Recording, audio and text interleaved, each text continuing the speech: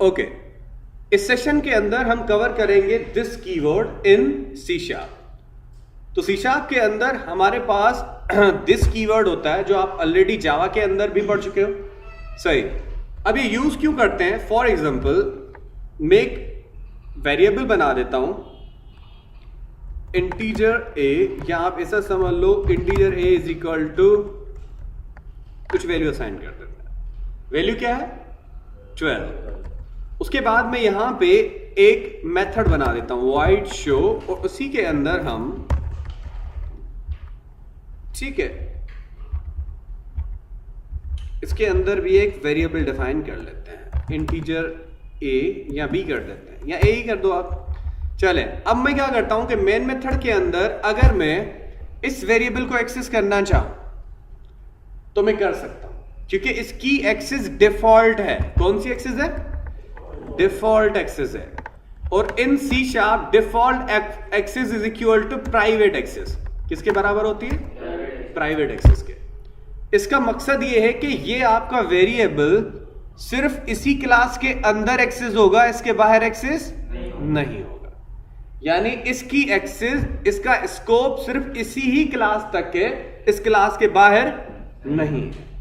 लेकिन जावा के अंदर डिफॉल्ट एक्सेस मकसद वो आपके पूरे पैकेज में एक्सेस हो सकता है जी। अब मेन मेथड भी इसी के अंदर है तो हम कॉल कर सकते हैं। आपने करना यह है कि फॉर एग्जांपल अगर मैं इसी क्लास का ऑब्जेक्ट बनाता हूं, क्या बनाता हूं?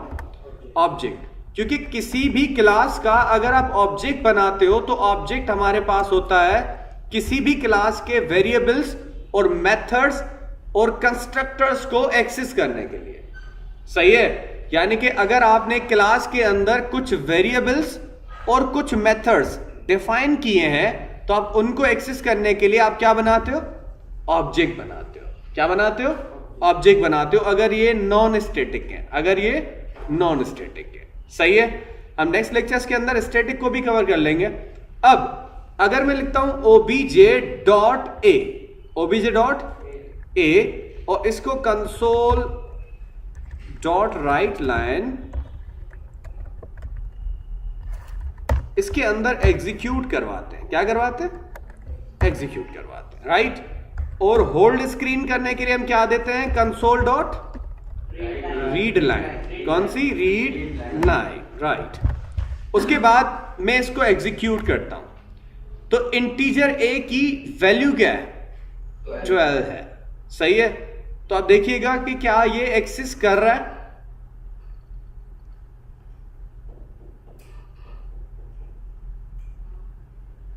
देखें, आपके पास ए की वैल्यू को हम एक्सेस कर चुके हैं बाय क्रिएटिंग ऑब्जेक्ट। सही?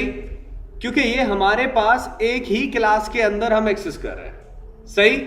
अब हम क्या करते हैं कि फॉर एग्जांपल मैं इसी वेरिएबल को, ये जो ग्लोबल वेरिएबल है, सही है, यानी कि इसी क्लास के अंदर एक्सेस हो सकता है, इसी वेरिएबल को अगर मैं एक्सेस करना चाह रहा हूं इस मेथड के अंदर। सही है? किसके अंदर? मेथड के अंदर। फॉर एग्जांपल मैं यहां पे बी असाइन कर रहा हूं और यहां पे आके a is equal to B, a is equal to B. अब मैं क्या कर रहा हूं कि ये जो a है ना, a, इसकी अपनी वैल्यू क्या है? 12। मैं a को क्या दे रहा हूं? b दे रहा हूं। यानी कि जब मैं मेथड को कॉल करूंगा तो रन टाइम पे एक आर्ग्यूमेंट पास करूंगा, यानी इस मेथड के इस b वेरिएबल की वैल्यू पास करूंगा। सही है? फॉर एग्जांपल जैसे मैंने वेरिएबल को कॉल किया वैसे ही मैं इस मेथड को कॉल करूंगा obj डॉट, ठीक है, या ऐसा करो कि यहां पे आके इस a को एग्जीक्यूट ही करवा लो। सही है? कंसोल डॉट राइट लाइन, और इसके अंदर a को एग्जीक्यूट करवाते हैं। किसको? a को। अब मैं क्या करता हूं कि यहां पे आके obj डॉट शो मेथड है, इसके अंदर मुझे b की वैल्यू पास करनी पड़ेगी। किसकी वैल्यू पास करनी है? b की। ओके, तो अब आपको क्या करना है कि ये जो b वेरिएबल है, इस b वेरिएबल की वैल्यू यहां से पास करनी है। मैं क्या कर देता हूं? मैं यहां से कर देता हूं 23। क्या पास कर दी मैंने? 23। तो जो आप वैल्यू b को असाइन करेंगे 23, वो किसको असाइन हो जाएगी? a को। ए को हम यहां पे आउटपुट में शो करवा रहे हैं। समझ में आया? अब मैं 1 मिनट के लिए इसको कमिट कर देता हूं, जो ए की वैल्यू है, सिर्फ हम मेथड वाली वैल्यू को शो करवाते हैं, एग्जीक्यूट करते हैं। वैल्यू क्या आ रही है? 23 आ रही है। क्या आ रही है वैल्यू?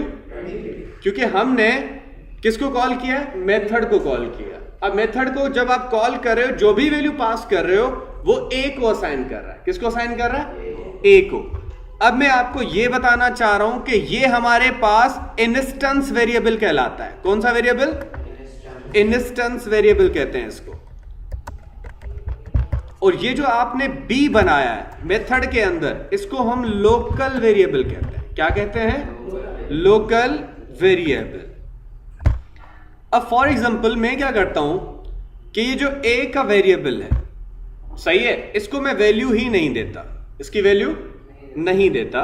और आपने क्या किया, डायरेक्ट जब इसको आप एग्जीक्यूट कर रहे हो तो इसको वैल्यू कहां से आ रही है? जो आप रन टाइम पे मेथड को दे रहे हो। तो मेथड के अंदर आप जो भी वैल्यू पास करोगे बी को पास होगी, और बी को आप ए को असाइन करो, यानी कि बी की वैल्यू जो आपने 23 दी वो किसको असाइन हो गई? ए को, राइट। अब हम कर क्या रहे हैं कि अगर फॉर एग्जांपल आपके लोकल वेरिएबल का नाम भी ए हो और आपके ग्लोबल वेरिएबल का नाम भी ए हो, तो अब क्या होगा? एरर नहीं आएगा। पहली बात तो ये एरर नहीं आएगा, क्योंकि ये जो आपने लोकल वेरिएबल बनाया ना, इसकी एक्सेस सिर्फ इसी मेथड तक है, इसके बाहर इसकी एक्सेस नहीं है। और ये जो आपने बनाया इसकी हद या इसका स्कोप कहां तक है? पूरे क्लास तक है। समझ में आ रहा है? तो अब मैं क्या कर रहा हूं, अब आपको ये लग रहा होगा कि ये जो बाहर वाला वेरिएबल ए है उसी को आप इस ए की वैल्यू असाइन कर रहे हैं जो लोकल वाला वेरिएबल है, लेकिन ऐसा कुछ नहीं हो रहा। यहां पे पता है क्या हो रहा है? यहां पे इसी ए को आप खुद ए असाइन कर रहे हो। समझ में आया? फॉर एग्जाम्पल मैं इसको एग्जीक्यूट करता हूं,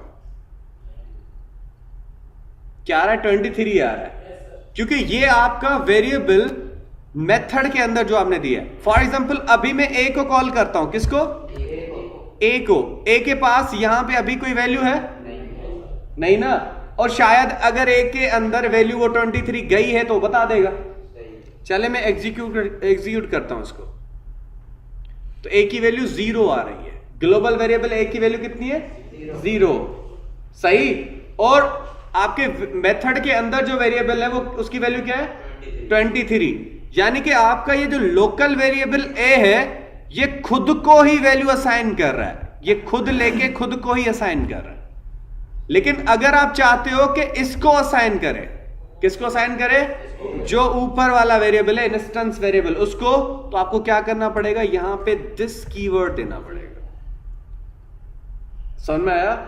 इसके अंदर हम ये बताना चाह रहे हैं कि दिस डॉट ए, यानी कि वो वाला वेरिएबल कॉल करो जो ऊपर बना हुआ है, इस मेथड वाला नहीं। कौन सा वाला?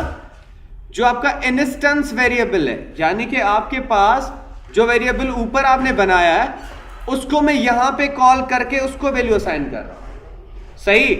और अगर मैं इसको अभी एग्जीक्यूट करूं तो ए की वैल्यू देखिएगा क्या दे रहा है? फिर भी 0 दे रहा है। क्या दे रहा है? 0 दे रहा है। क्यों? क्योंकि आपने, जस्ट अ मिनट, क्या हो रहा है? अच्छा, गलती क्या है कि हमने पहले ए को कॉल किया, फिर हम यहां पे उस वेरिएबल को इनिशियलाइज करवा रहे हैं। तो हमें क्या करना पड़ेगा? मेथड को पहले कॉल करना है, मेथड को पहले कॉल करना है। अच्छा, अगर आपको लग रहा होगा कि पहले ये हम करते, चले मैं दिस हटा के फिर से कॉल करके देख लेता हूं, देख लें। तो अभी ए की वैल्यू 0 ही है। जो आप मेथड को असाइन कर रहे हो वैल्यू, वो खुद बी को ही असाइन, यानी कि उसी के वेरिएबल को असाइन हो रही है, लोकल वेरिएबल को। अभी इंस्टेंस वेरिएबल को वैल्यू असाइन नहीं हो रही। जो हम ऑब्जेक्ट के थ्रू कॉल कर रहे हैं उसी को आप इंस्टेंस वेरिएबल कहते हो। इंस्टेंस वेरिएबल इसीलिए कर रहे हैं क्योंकि वो ऑब्जेक्ट के थ्रू कॉल हो रहा है। obj.a को कॉल कर रहे हैं ना हम, सही है, इसीलिए हम इंस्टेंस वेरिएबल कहते हैं क्योंकि ऑब्जेक्ट के थ्रू कॉल होता है। अब फॉर एग्जांपल आप चाहते हो कि नहीं, ये इंस्टेंस वेरिएबल को ही वैल्यू असाइन करे जो हम इस लोकल वेरिएबल को दे रहे हैं, तो ये क्या करेगा? यहां पे आके आपको दिस कीवर्ड देना पड़ेगा, दिस डॉट ए। अब कॉल करते हैं कि क्या इसने इंस्टेंस वेरिएबल को वैल्यू दी? यस, सही है। तो आप ऐसा समझ लो कि दिस कीवर्ड क्या करता है, जो आप लोकल वेरिएबल्स के अंदर, और ये कब यूज होता है, जब आपके पास दोनों वेरिएबल्स के नाम सेम हो। हाँ, कि अगर आपके इंस्टेंस वेरिएबल का नाम सेम हो और अगर आपके मेथड के वेरिएबल का नाम सेम हो, तब दिस कीवर्ड यूज होगा, वरना ये यूज भी नहीं होता। अगर आपके लोकल वेरिएबल का नाम कुछ और है तो फिर दिस कीवर्ड की कोई जरूरत नहीं है। सही।